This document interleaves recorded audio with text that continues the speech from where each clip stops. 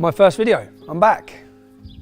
I've had half term, my children on half term. After spending a month away, I wanted to spend some time with them. So this is my first video. I want to make the video basically to say thank you. To say thank you to everyone who supported our campaign.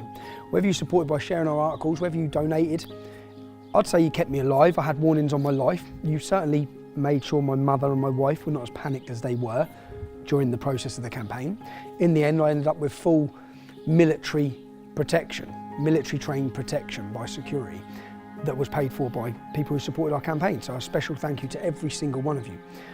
How did the campaign go? I learned a lot. I think it was a complete beneficial experience. It's the first time I've ever been involved in anything to do with an election.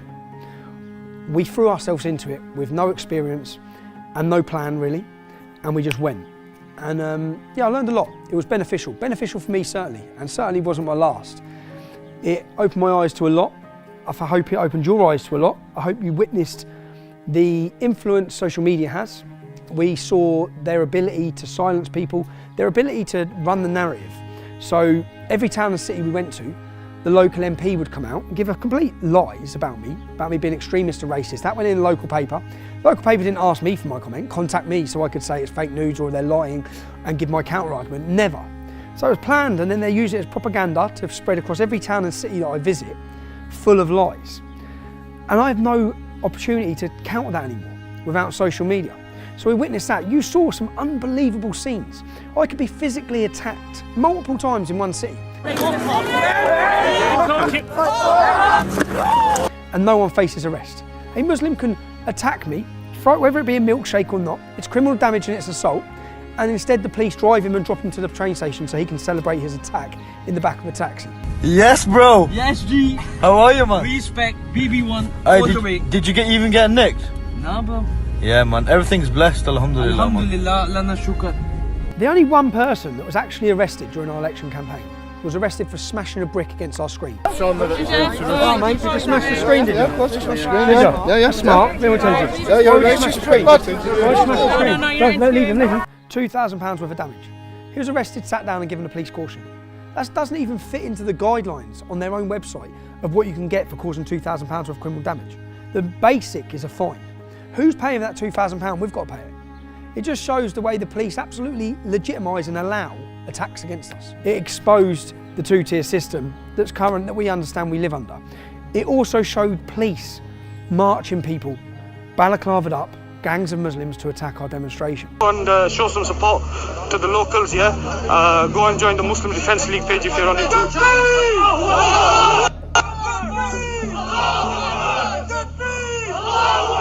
Back off!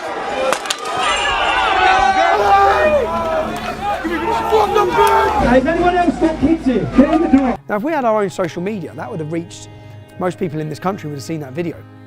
It showed the power they have. It gave us an opportunity to learn. I learned a lot from that campaign. It was beneficial. It was an opportunity for me to say thank you to everyone who supported the campaign. I have a documentary that I'm working on. It'll be ready in about 3 or 4 weeks, so just bear with us. It's going to be powerful, hard-hitting.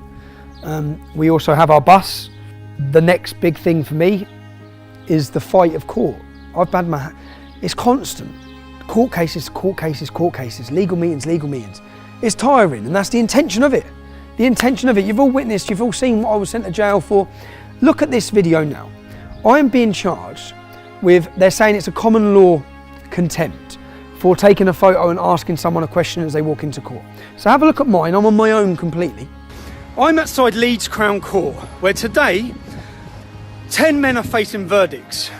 They're verdicts for alleged grooming and rape scandal. Now have a look at the BBC, Lucy Manning. Look at what she's doing. Tommy Robinson, are you finally going to face justice for potentially collapsing his trial? I didn't potentially collapse any trial. I'm actually not in charge. I'm not on trial for potentially collapsing a trial. My charge is causing anxiety to the men walking into court by putting cameras and asking them questions. Exactly what you've just done to me is what I face contempt of court for. Exactly this. Do you think this is causing my anxiety? Look at your actions. That's what I'm facing trial for. I didn't act this way. This is a facade. The whole public know that. That's why the public are here to support me. No, I didn't nearly collapse. That's a lie. You're lying. I didn't nearly collapse. The judge's words in that case, nothing I said could have caused prejudice to jury. Nothing. That's the judge's words. That's an identical situation. The only difference is I was completely on my own. I was calm. She asked me multiple times. She actually presumes my guilt. Will you now face justice? She presumes my guilt, which is something I didn't do. That shows everyone I'm being prosecuted for that. What this court case will do, it's on the 4th of July. I'd like to ask you all to attend, anyone who can attend.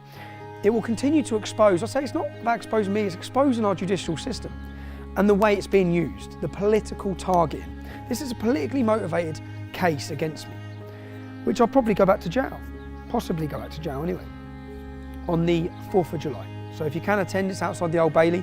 I've got a massive statement I've been working on now. That's all I'm going to spend my time doing, working on to expose the complete hypocrisy. I want to do it in the courtroom. I want to do it in front of the judge. I want the world to listen and see the hypocrisy in this case and the way the law is being used to target me, whereas any other journalist, there's never in 60 years has a journalist been sent to jail. I've already done 3 months of solitary confinement. Other journalists who have collapsed trials through to prejudicial comments in the media, they've received fines. My comments weren't prejudicial, that's proven now. They've dropped those charges. They're not saying I prejudiced the jury anymore. They're now saying that I caused anxiety to the Muslim paedophiles and that it was a common law because I took a picture. You've all seen when I walk into court, everyone takes pictures of me, everyone asks me comments, people shout abuse at me, but this court case will expose that. But this basically was just an up-to-date summary to say I'm working on a documentary. It's going to be hard-hitting, and just a thank you to everyone. Thank you to everyone who took part in the campaign. It certainly won't be the last one. Just an update, that's it.